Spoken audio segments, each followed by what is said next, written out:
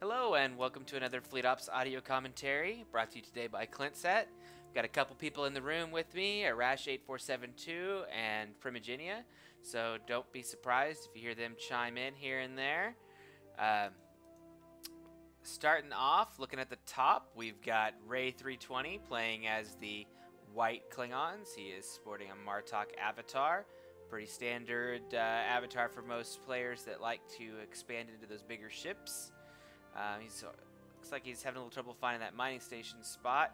Got it picked out there and is probably going to set up his Tritanium next.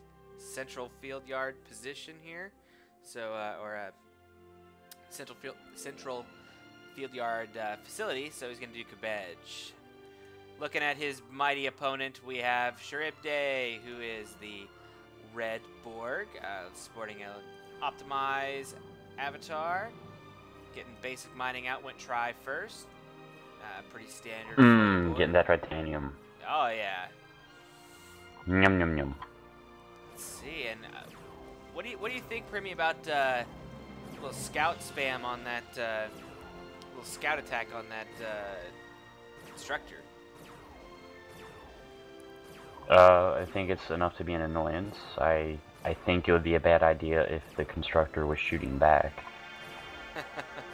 Or if, for example, somebody started beaming onto that shieldless scout, which they might have done right there.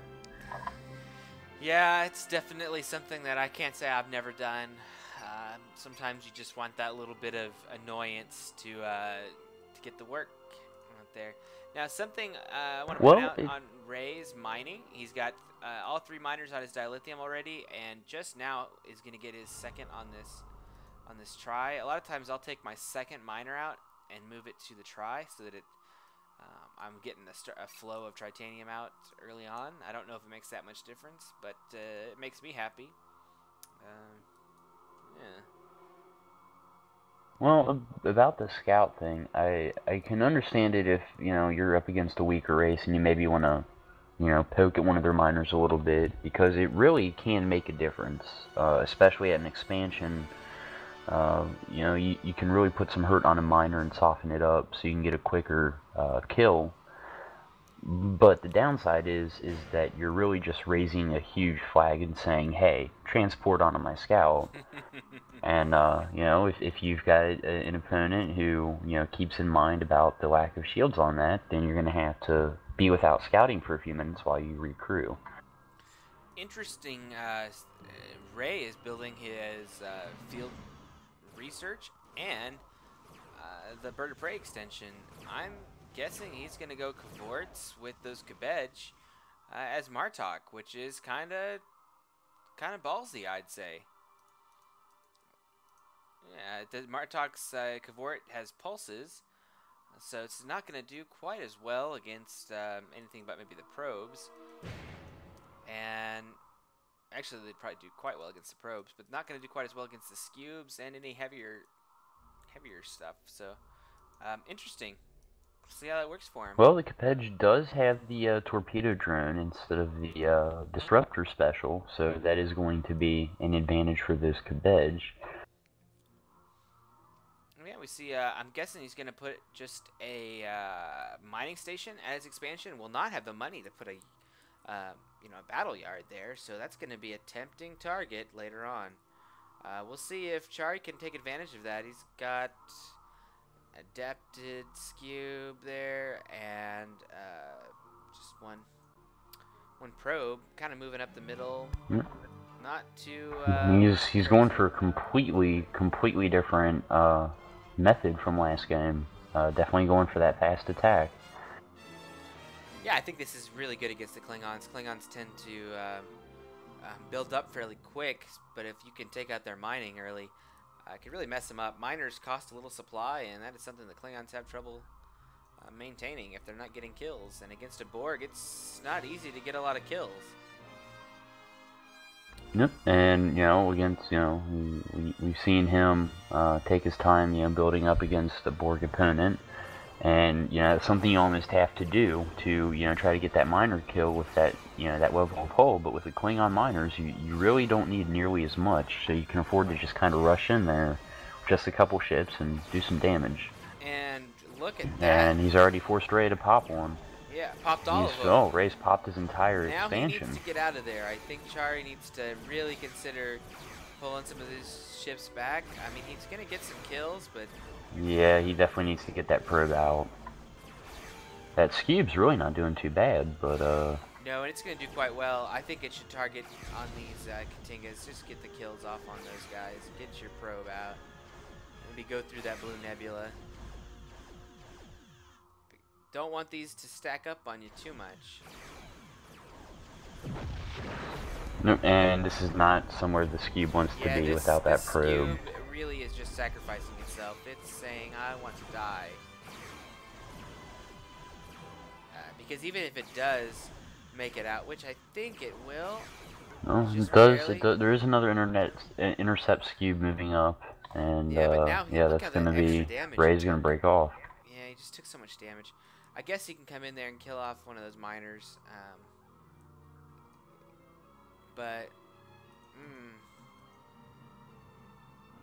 And really, I'm kind of surprised Ray popped all those Katingas right off the bat. It's a nice little trap, I guess, in a way. Was able to kill one of the probes. Now these guys are moving in on the main. I think this is Chari's played a lot and worked a lot with Old Time Pro. That's something that he likes to do, is really hit the different places, try to keep you guessing. Probably not the best place to go is attack on the side of that shipyard. He's not going to get a kill, and he is going to lose at least the probe, I think. Yeah, definitely. Yeah, and he's trying to get especially with this Cavort in there now. Miners are just so even tough. With the pulses on this Cavort. Yeah, just not and the probe just really kind of getting right in the face of all that damage. Gonna try to get in that nebula. Yeah, really at this point, I'd say if he would have turned that probe around, he's gonna lose it anyway. He could have finished off that little Katinga there. Yeah. But it is without life support, and it's just barely gonna make it into that repair yard. I'm gonna say Ray's sitting in a good spot right now. He probably doesn't feel it, but he's got 1, 2 wounded Scubes that he's facing. Not too shabby. Not when he's got a little bit of an expansion going. Didn't really lose too many of those Katingas. Got a couple of those with some Kabedge. Not repairing his ships though, if you notice. He's got a lot of damaged ships himself.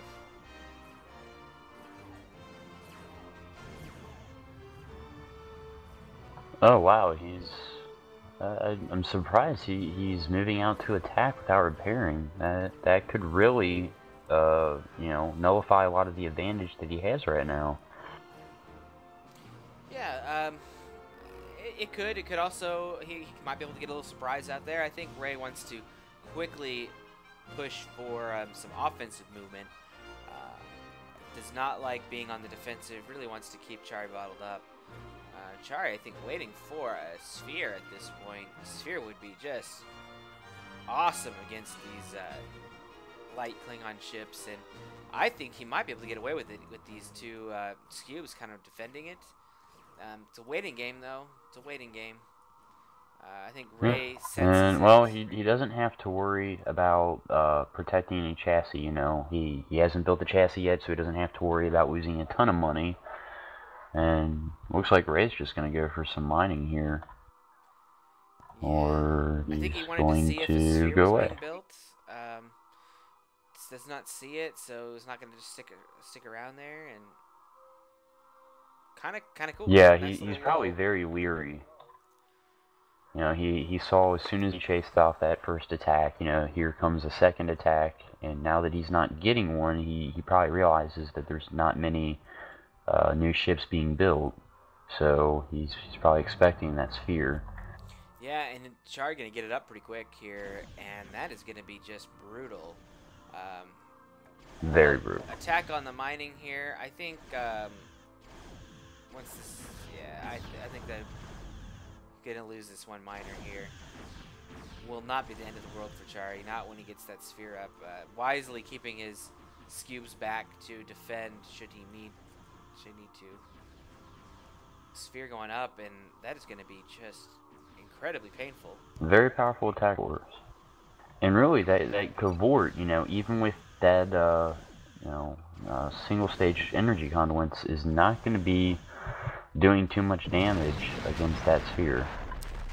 Yeah, it's, I mean, 50% damage increase when you're only doing 60% damage. Yep. That's, and I think I mentioned before, about the Kabej, the special for, you know, Martok as opposed to Takroja, being that he has the torpedo drone. If we see Prime Sphere, or a Prime Module on this sphere, those special weapons are going to be completely nullified. So, really be interesting to see. Earlier, so he's not going to have that, and I don't think he's going to decloak on this. I think he's going to let it build. If he decloaks, he's going to lose that fleet.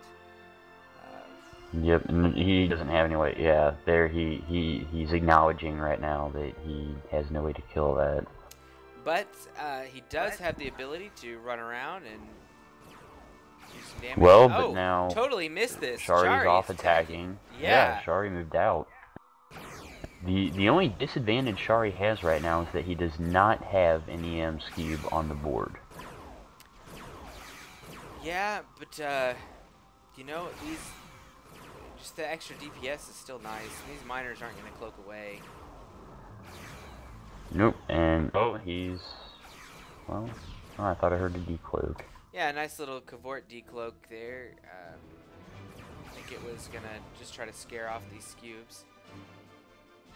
And you see before he even, you know, runs off, he's putting this, looks like he's putting this scout on follow for the sphere. And he definitely wants to make sure he keeps tabs on that sphere. And yep, the scout is following.